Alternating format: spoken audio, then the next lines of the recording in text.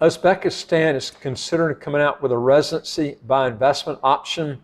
They, if you get the passport, you can go to about 58 countries visa-free or visa-free on arrival. They have a 15% corporate income tax rate. The only problem that rate's pretty low, but they do tax worldwide income. So if you've got a lot of assets outside a company, the big key is you're going to have to pay taxes on your capital gains and also your dividends worldwide. When there's a lot of countries, you won't have to have that. That's the big disadvantage to this.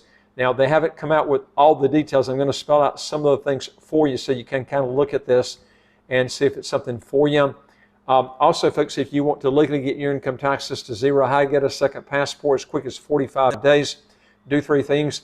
Hit the subscribe button at the right of your screen right here, and you get new videos automatically as they come out. And I would like to hear from you. If you got a question or comment, put it below, or go to our website, www.citizenshipquickly.com, and just ask for some help. Okay, now Uzbekistan is an emerging Central Asian economy, has announced it's considering offering citizenship by investment that will see foreigners invest $1 million into its economy to get citizenship. Now, you got to remember, that's a lot of money, and you're looking at only 58 countries visa-free or visa-free on arrival, whereas, to give you an example, with St. Kitts passport, you'll get over 100 visa-free countries more. St. Kitts, you can go to 162. We're only talking about 58 countries with this passport. Also, there's no income tax or capital gains tax, estate tax, or inheritance tax in St. Kitts. And you might wonder, well, why am I showing you this? Because it's coming out, it's a new plan. Some people might not want to move to the Caribbean. They might not want to get that passport. This is an option. I would not get it myself. A St. Kitts passport or even Antigua is so much better than this. You get a lot more visa-free countries, than no income tax. It's English-speaking. This is not an English-speaking country. What percentage of the people speak English? I don't know. But, it's not, to me, I like bringing this out to you and then giving you disadvantages, and then you can make a decision from there. But this is a landlocked country which has historically deep ties with Russia. Hopes the program would increase the investment attractiveness of the country, attract the attention of the international business community, and increase the country's prestige in the international arena. Now, it's got a hefty price tag. The Uzbek Citizenship by Investment program may be one of the pricier options in the world, quite a bit. In fact, they really should be, for what they're giving here, I would say it's around 50. I would not pay any more than $50,000 for something like this, and I can't imagine them going that low from $1 million. But the point I'm trying to make is it's out there. If you want something like this, it's available. It may be hard to weed out applicants that aren't that wealthy, so that may be a reason for the high figure. This was this person, Lola Zakharova, a U.S.-based Uzbek immigration lawyer at the Bellevue-based firm of McDonald, Hogue, and Bayliss. There is potentially a big population of people who have $1 million in interest in Uzbekistan, but it's hard to tell precisely, why this price tag is so high. I mean, I don't understand why they've got this program so high here.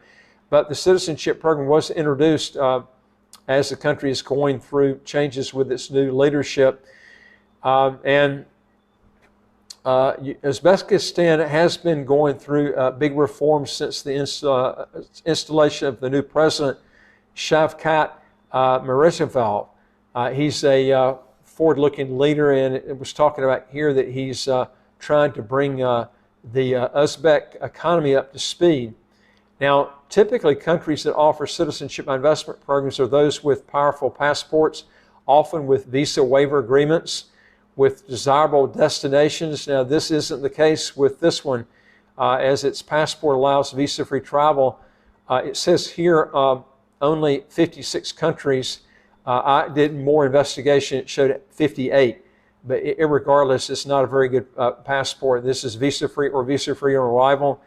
It has that in common with its northern neighbor, Kazakhstan, whose passport only allows visa-free travel to 75 countries, and which also just launched its residency by investment scheme in late October. Now, Uzbekistan and Kazakhstan aiming to attract wealthy Russians. It's a motive for these Central Asian countries to launch such programs would be to attract wealthy Russians fleeing the dire crisis brought forth by the Russian war on Ukraine. Made all the more urgent with the Kremlin-sanctioned drafting of male soldiers, which sent Russians, wealthy and otherwise, on an exodus. Now, Kazakhstan has already been attracting much capital from Russia, with at least 100 Russian companies worth $27 billion, including Tinkoff, a ride-sharing startup in Drive, game developer Playrix, and many more, have relocated to Kazakhstan or actually planning on it, according to media reports. Now, they wouldn't be alone in these attempts. Since the onset of the war, wealthy Russians have been moving across the world seeking second homes and passports. Now, from the Caribbean, Georgia, all the way to Turkey and UAE, rich Russians have been relocating to havens in search of security and investment. Now, again, you're not going to have many people that speak English if you go to this country. That's going to be one thing that you're going to have to deal with. Now, why are wealthy Russians apparently are boosting world economies? Now, Turkey has been one of the top global destinations for wealthy Russians, with 5,000 Russians having obtained Turkish citizenship by investment since the beginning of the Russian war on Ukraine, represent over 60% of real estate sales to foreigners this year. Now, for the last 6 months, there's an increased interest in citizenship by investment applications, asset and corporate investments by Russians in Turkey, and such investments impact the FDI figures and the economy of Turkey positively. Now, similarly, Georgia's economy is expected to grow by a staggering 10% in 2022, reportedly due to rich Russians flocking to the country. In Dubai, the influx of wealthy Russians led to the boom in purchase of luxury real estate properties, as per a recent media report. Now, this all serves to potentially explain why countries like Uzbekistan and Kazakhstan are reaching for their share of the pie of the wealthy Russians, attempting to take advantage of the geographical proximity to Russia. But it's yet to be seen if either will manage to prove itself as an attractive destination for wealthy Russians, who evidently seem to have a myriad of options to choose from. Folks, if you want to learn more on this, again, go to our website, www.citizenshipquickly.com, and ask for some help. Also, you can hit the subscribe button on the right of your screen right here, and you get new videos automatically. We've got just under 800 videos. And I would like to hear from you. If you got a question or comment, just put it below, and I'll look forward to talking to you on the next video. Take care.